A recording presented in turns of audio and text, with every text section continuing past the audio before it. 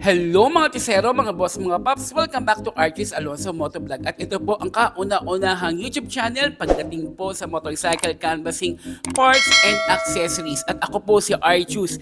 At ngayon nga po sobrang excited ako dahil pag-uusapan po natin kung ano ba ang pinagkaiba ng Aerox SP sa Aerox version 3 ngayong 2025. Kasi nabasa ko sa comment ba't daw hindi natin ginawa ang comparison para magkaalaman na kung sino ba yung mas magaling sa performance, sa estilo, at sa presyo, syempre.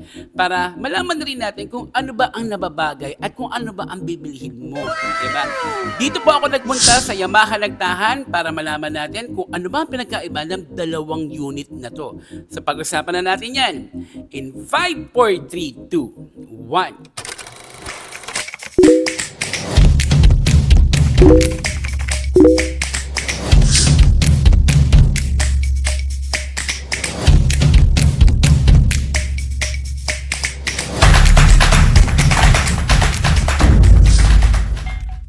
So ito na nga mga tisero, ngayon ay pag-uusapan na natin ang bagong 2025 Yamaha Aerox. Ito ang SP variant at ang standard version 3. Alamin natin kung ano ang pagkakapareho, pagkakaiba at alin ang mas swak para sa iyo. Unahin natin sa presyo at kulay mga tisero. Sa Aerox SP variant ay may SRP na 163,900 pesos at nag-iisang kulay lang yan. Ito ang matte dark blue. Samantalang sa Aerox standard version 3 naman ay mas abot kaya dahil nasa halaga po ito ng 125,900 pesos at may tatlong kulay kang pagpipilian. Ito ang race blue, glaze blue at ang black. Pagdating sa harapan ng motor, halos parehas ang forma.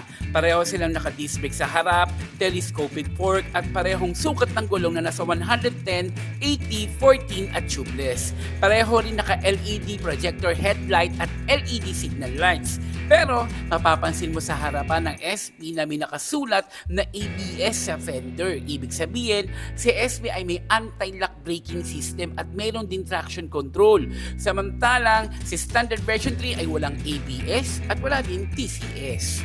Okay mga kisero, instrument panel na tayo. Dito makikita natin ang malinaw ang pagkakaiba ng instrument panel ng SP at ng standard version 3. Unahin natin sa SP variant. Ito ay may bagong 4.2 TFT display na mas modern at full color screen.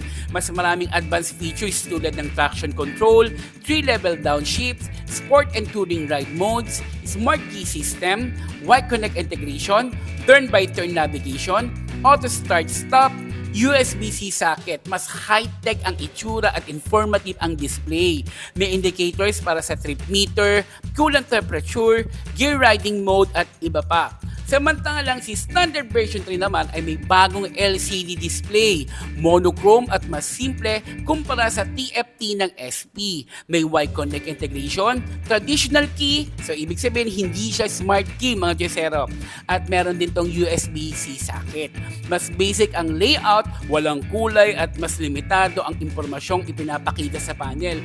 Kumbaga, mas premium at fully loaded ang SP variant pagdating sa panel at features, habang mas simple at straightforward ang standard model. Dito naman tayo sa ignition mga kisero. Sa ignition at controls naman, si SP variant ay gumagamit ng smart keyless system na may seat at fuel button. Samantalang si standard version 3 ay gumagamit pa rin ng traditional key pero may seat at fuel button din. Pagdating naman sa upuan, pareho silang nagbibigyan ng sporty at eleganteng dating. Malapad ang seat kaya komportable kahit pang long ride at may konting elevation pa sa likod para mas maganda ang riding position. Sa under-seat storage at gas tank, parehas din sila mga kisero.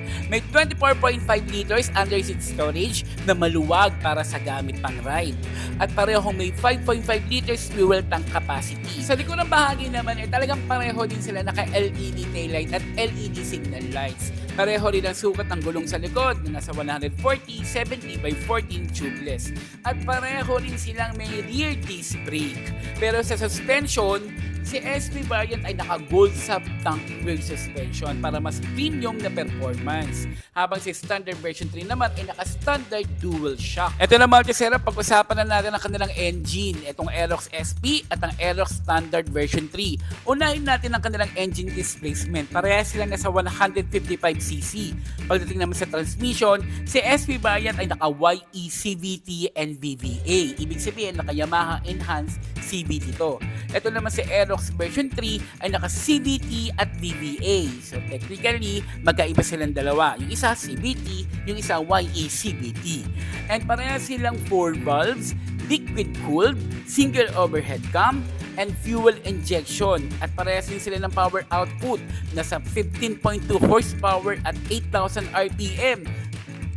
At parehas din sila ng torque output na nasa 14.2 Nm at 6,500 RPM.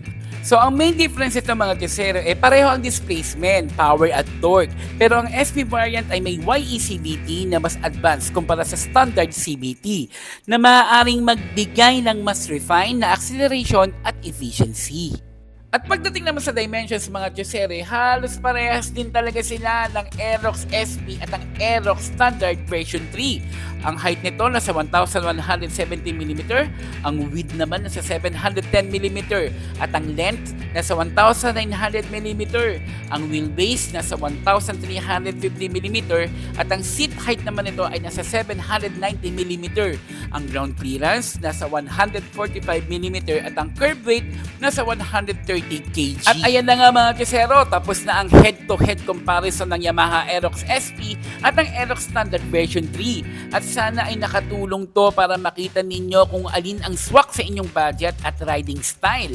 Kung performance at advanced features ba ng SP o practical at sporty look ng Standard. Kung nagustuhan po ninyo ang video na to, huwag kalimutan mag-like, mag-subscribe at i-click ang notification bell para updated kayo sa mga susunod natin mga motor reviews at ride tips.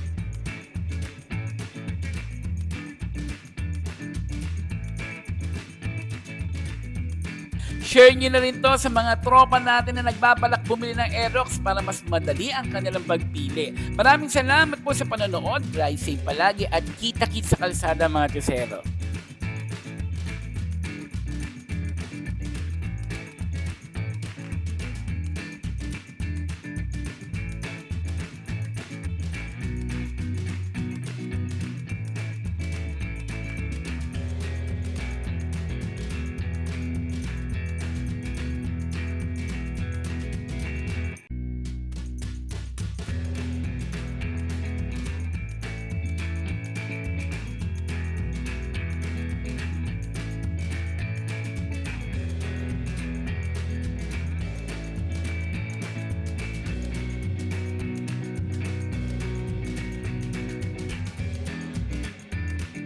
So yan na nga mga kasero, nakita na natin yung comparison ng dalawa kung ano ba ang meron sa SP na wala sa standard version 3. So ngayon mga kasero, kung ikaw ang tatanungin ko, ano ba ang napupusuan mo dun sa dalawa? Diba? Pero pagdating sa performance, halos parehas lang naman din sila, diba? Sa makina, parehas lang naman din.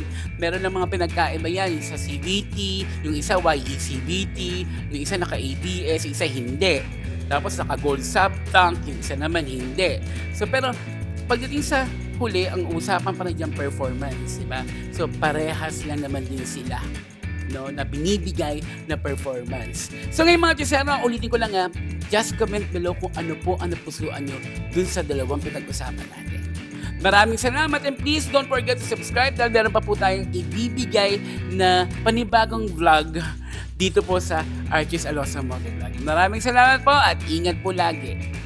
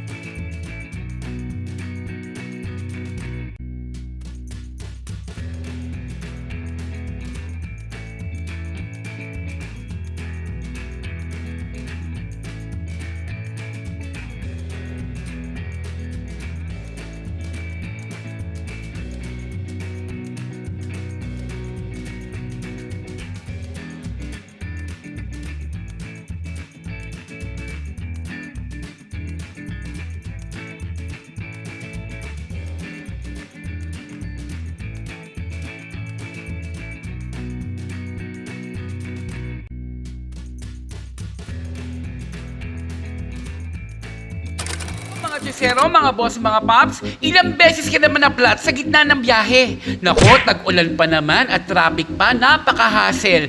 Kaya naman ipapakilala ko sa inyo ang Bushy Artay Sealant. Murang-mura sa halagang 40 pesos pero original at subok na. Sa isang bote lang kaya nitong selyuhan ang butas ng gulong mo in seconds. Ito ang mga benefits ng Tri-Sealant. Emergency ready, easy to use, pang motor, tricycle. Walang chemical smell, kaya walang aberya. Para kang may mekanikong kasama saan ka man magpunta. Kaya naman mag-Bushy Artay Sealant na. Original, subok, maaasahan, walang takot sa tusok. Sa halagang 40 pesos, pang matagalan ng proteksyon. Kaya mga paps, huwag nang palampasin kung interesado ka. Tumawag lang po sa number na naka-flash sa screen. O kaya naman maging reseller, pwedeng-pwede. Bushy R, hindi basta sealant ha, lifesaver sa daan.